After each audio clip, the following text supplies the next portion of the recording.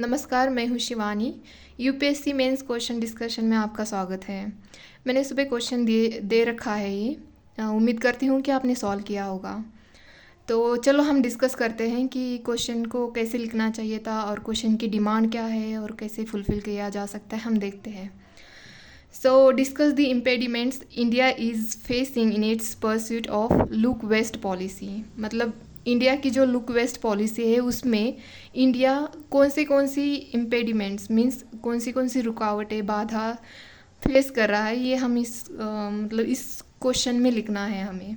तो डिस्कस पूछा गया है तो हमें इंट्रो देना पड़ेगा। इंट्रो में ये लुक वेस्ट पॉलिसी के बारे में लिखना पड़ेगा और फिर उसके बाद में मतलब लुक वेस्ट पॉलिसी क्या है ये लिखेंगे हम इंट्रो में, और फिर सिग्निफिकेंस बताएंगे और उसके बाद जो इम्पेडिमेंट्स हैं वो बताएंगे और वे फॉरवर्ड में हम क्या कर सकते हैं, और फिर एक छोटा सा कंक्लूड करके हम आंसर ख़त्म कर देंगे। तो चलो हम इंट्रो देखते हैं कि इंट्रो में मैंने ये बताया है कि लुक वेस्ट पॉलिसी का उद्देश्य क्या है। ये जो है look waste policy aims to improve trades, investment and connecting with central Asian republics and middle east etcetera. तो ये मैंने यहाँ पे बताया कि इसका एम क्या है लुक वेस्ट पॉलिसी का।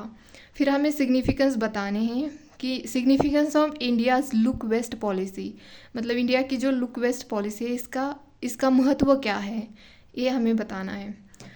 तो मैंने पहला दिया है कि west Asia richest source of crude oil and gas. जो वेस्ट एशिया है वहाँ पे crude oil and gas, natural gas जो है वो पाई जाती है, बहुत मात्रा में पाई जाती हैं।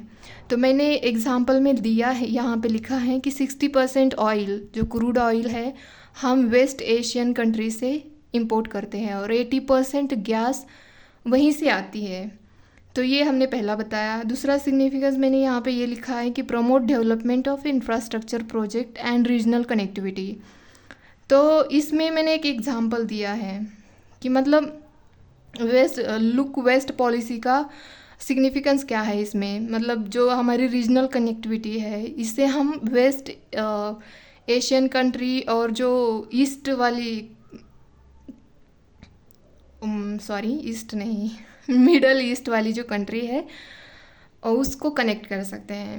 तो यहाँ पे ये जो है ये जो international north south transport corridor है ये अभी चल रहा है, मतलब इसको बिल्ड कर रहे हैं लेकिन अभी ये कंप्लीट नहीं हुआ है।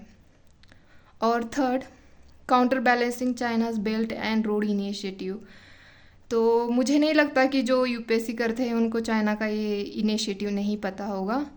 अगर बाय चांस किसी को नहीं पता है तो वो गूगल कर सकते हैं और देख सकते हैं।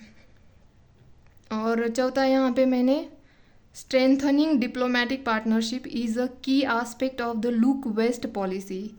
मतलब लुक वेस्ट पॉलिसी का ये मेन उद्देश्य यही है कि हमारे डिप्लोमेटिक पार्टनरशिप को अच्छा बनाना, ताकि हम जो काउंटर टेररिज्म कर सके और जो क्रॉस बॉर्डर इलीगल एक्टिविटीज़ होती है उसको भी हम काउंटर कर सके। तो इसीलिए ये डिप्लोमेटिक पार्टनरशिप इम्पॉर्टेंट है।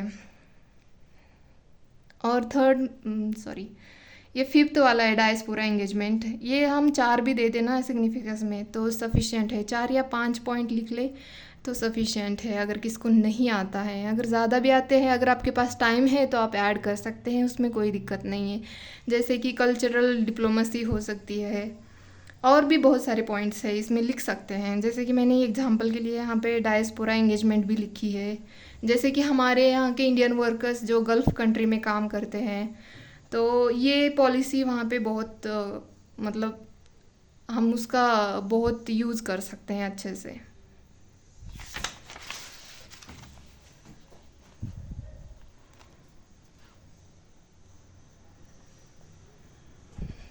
अब हम इम्पेडिमेंट्स इन लुक वेस्ट पॉलिसी में क्या क्या इम्पेडिमेंट्स है वो देखेंगे। जैसे कि ये मैंने अभी ये बोला था कि इंटरनेशनल जो नॉर्थ साउथ ट्रांसपोर्ट कॉरिडोर है इसको फंडिंग की वजह से ये प्रोजेक्ट डिले हो रहा है, इसीलिए कंप्लीट नहीं हुआ। और ये TAPI एक पाइपलाइन प्रोजेक्ट है जो कि ये 4 कंट्रीज़ हैं तो ये भी इसी वजह से ये पूरा नहीं हो रहा है। और सेकंड, ये दूसरा, US sanction on Iran port restrict on trade, मतलब ये सैंक्शन की वजह से हमारा ट्रेड अच्छे से नहीं हो रहा है। और थर्ड ये बताया है मैंने, पाकिस्तान एंड चाइना, ये एक पेरेनियल सोर्स ऑफ ट्रबल्स है, मतलब इनके हर साल मतलब चलते ही रहते हैं ट्रबल्स। तो इनकी वजह से भी हमें ये जो पॉलिसी परसूट करने में रुकावट आ रही है। और चौथा ये बोला है कि मैं यहाँ पे मैंने ये लिखा है कि no comprehensive trade investment pact with western nation, मतलब कोई ऐसा एक कॉम्प्रिहेंसिव कोई ट्रेड इन्वेस्टमेंट पैक्ट नहीं है हमारा वेस्टर्न नेशन से, तो हमें उस पर ध्यान देना चाहिए। बट ये एक हमारे लिए एक इम्पेडिमेंट्स ही है। और फिफ्थ है, domestic political consideration kept us away from Israel all these years, मतलब हमारे इतने साल तक इज़राइल के साथ मतलब अच्छे रिलेशन नहीं थे, बट अगर आप कुछ दिनों मतलब कुछ ही ईयर्स में हमारे रिलेशन इनके साथ अच्छे हुए हैं, और तो हमें इनको भी अच्छे से करना चाहिए, और ये भी हमारे लिए एक इम्पेडिमेंट्स ही है। और ये वे फॉरवर्ड में मैंने ये बताया कि strong diplomatic relations must be establish and memorandum of understanding signed whenever required, मतलब जब भी हमें ज़रूरत पड़े तो हमें ये मेमोरेंडम ऑफ अंडरस्टैंडिंग साइन करनी चाहिए। और डिप्लोमेटिक रिलेशन जो हैं वेस्ट एशियन कंट्री के साथ, तो उसको भी अच्छे से बनाना चाहिए। और पीपल टू पीपल कांटेक्ट और सॉफ्ट पावर का भी यूज़ करना चाहिए, जैसे कि बॉलीवुड, और जैसे फूड भी हो सकता है, तो उसको भी उसका भी हमें मतलब यूज़ कर लेना चाहिए ताकि हमारे रिलेशन अच्छे से हो उनके साथ। और infrastructure must be undertaken and accomplished quickly, मतलब जो भी प्रोजेक्ट चल रहे हैं, जैसे कि ये international north south transport corridor है, उसको भी हमें क्विकली मतलब अकम्प्लिश्ड करना चाहिए, मतलब पूरा करना चाहिए, ताकि जो हमारी मतलब जो हमारी कनेक्टिविटी है वो फास्ट हो।